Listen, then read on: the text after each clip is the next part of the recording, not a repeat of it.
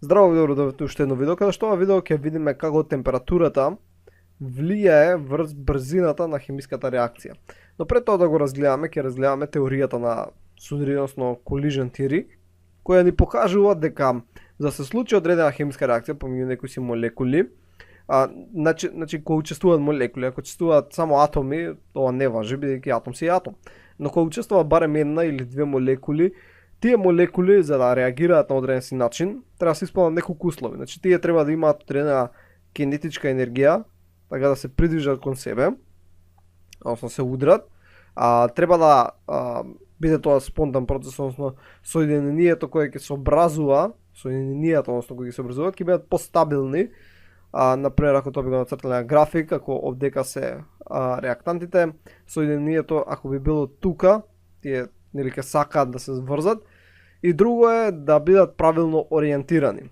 Сега дека можеме да видиме на самата слика, например ако се удри црвениот дел, така, со средниот црвен дел од O3, така ова е O3 молекулата, таа цела црвена нема ништо да се случи.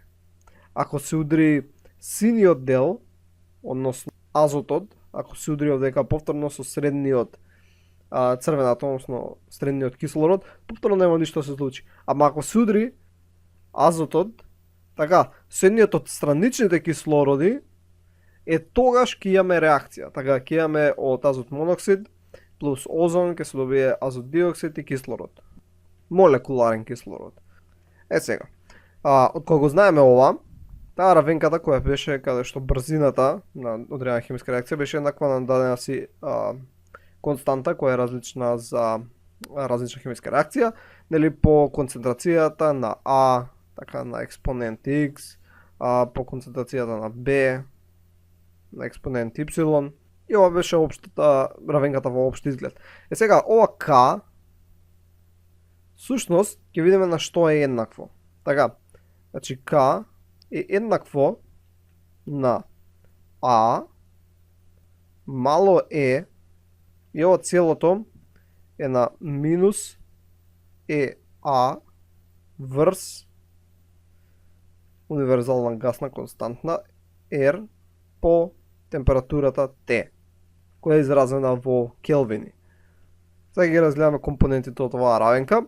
Значи е основа на природен логаритам, минусот е за ЕА, а ЕА е енергија за активација, односно енергија на активација. Овдека сега значи ги бележев што се тие кои ги спомнав. А е всушност потекнала Арениусова равенка, бидејќи он ја направил. И А е всушност фактор на фреквенција и тој се добива кога се множи П по З. Зашто се П и што е З? П е ориентационен фактор на веројатност. Значи, што значи П? Всушност значи која е шансата дека молекулите ќе бидат ориентирани баш така за да се удрат. И например во овој случај, ако не се наброени овие примери, и да речеме дека овие се сите можни, нормално може и на други начини, да речеме дека овие се сите можни, тоа значи дека имаме 1/3 шанса дека ориентационо дека ќе бидат наместени, но со тоа го бележиме како 0,33. 1/3. Сега, 0,33 ќе биде P, така овако го запишеме, А е еднакво на 0,33, додека Z ние всушност фреквенција на судари.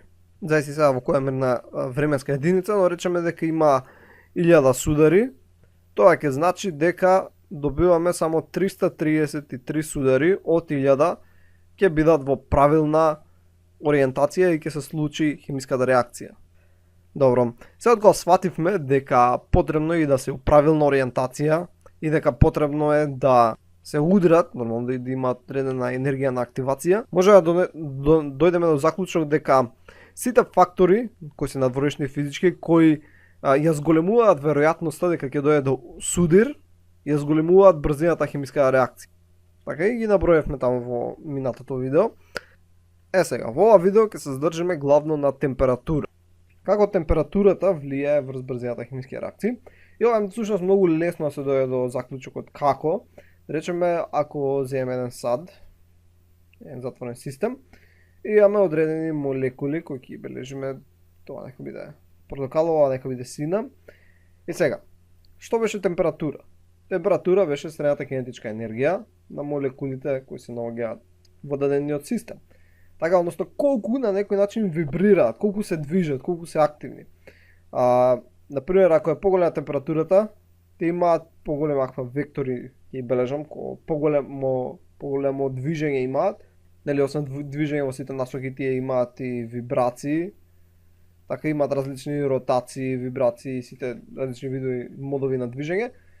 Но, што е поголема температурата, тоа побрзо се движат наоколу, и ако побрзо се движат, поголеми се шансите дека еден со друга ќе се најдат и ќе се судрат тие две молекули и ќе се образува, ќе започне хемиска реакција. А што е пониска температурата, да речем ова нека оставам, ќе нацртам нов систем, каде што имаме многу ниска температура, земе едно порткалово, нека биде едно сино.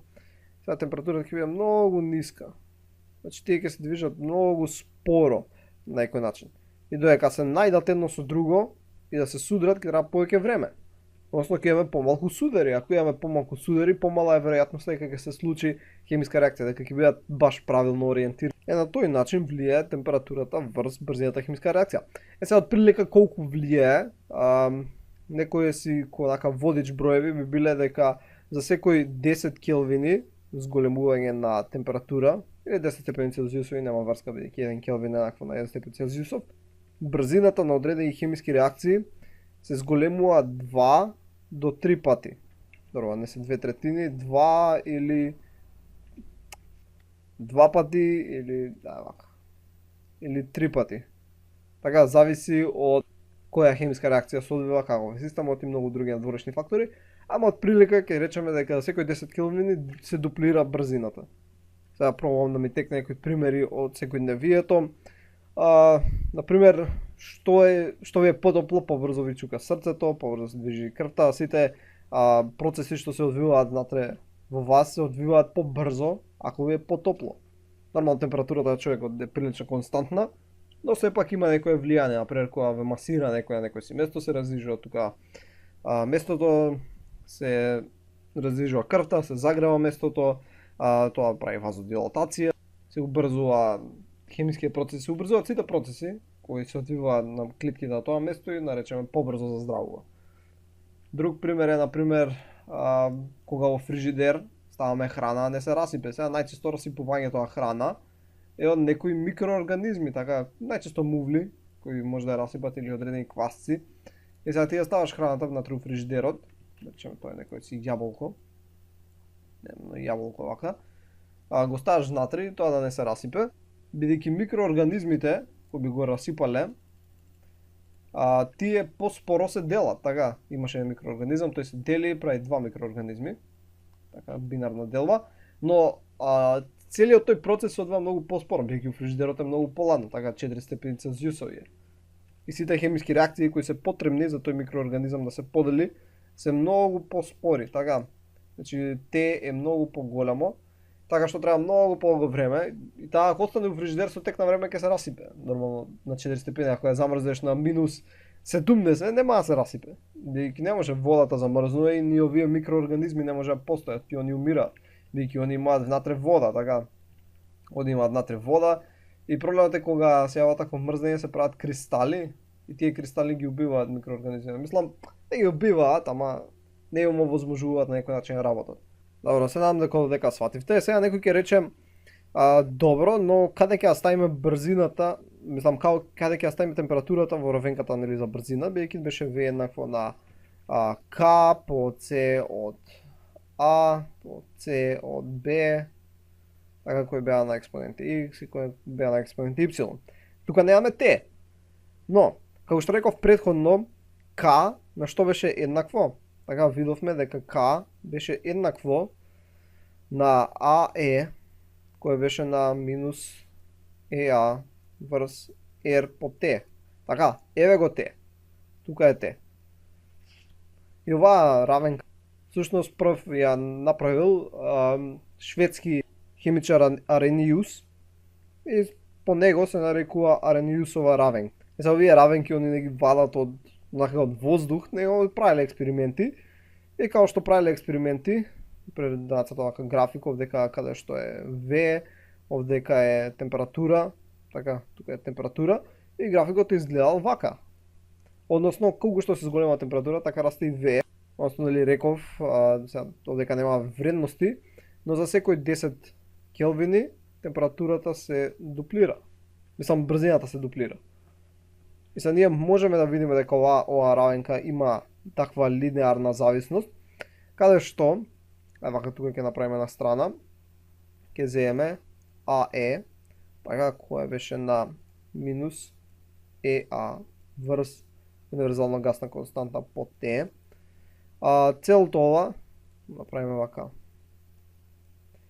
И тоа ќе се добие, основно дека првен требаше да ставам К е еднакво на ова. Ќе се добие ln К е еднакво на А. Ќе немаме веќе Е, него ова ќе се спушти само доле, дека да не го заборам. Значи ќе биде така и сега дека минус ЕА ќе ставиме само врз R, а тето ќе го извадиме на страна, каде што ќе го направиме всушност ќе биде по 1 врз Т. И ова всушност е истото што и Y е еднакво на некоја си вредност која ќе бележиме B или А. Тука ќе го оставиме минусот, нека стои, ако може да биде плюс, нема врска. Овој израз ќе обележиме како А променливата ќе бележиме со зелена боја како X. И ова е линеарна равенка, односно, ако ви нацртале график,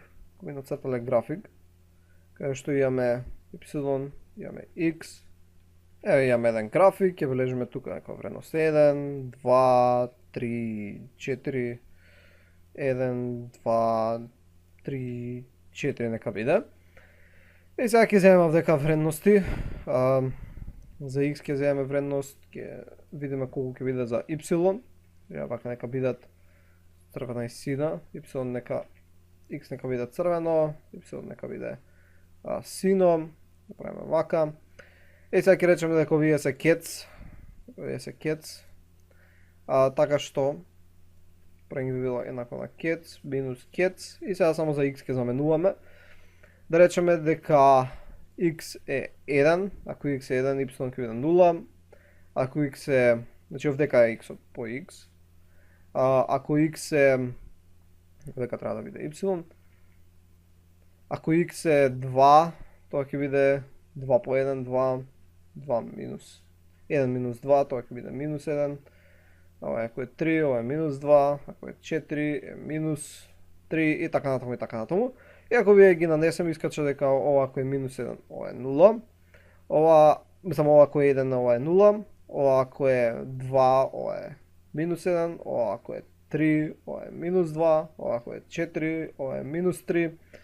И тога ако повлечеме вака, правиме.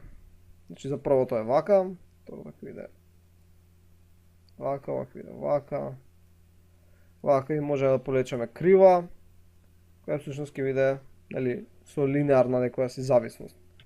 И затоа се нарекува линеарна равенка. Така.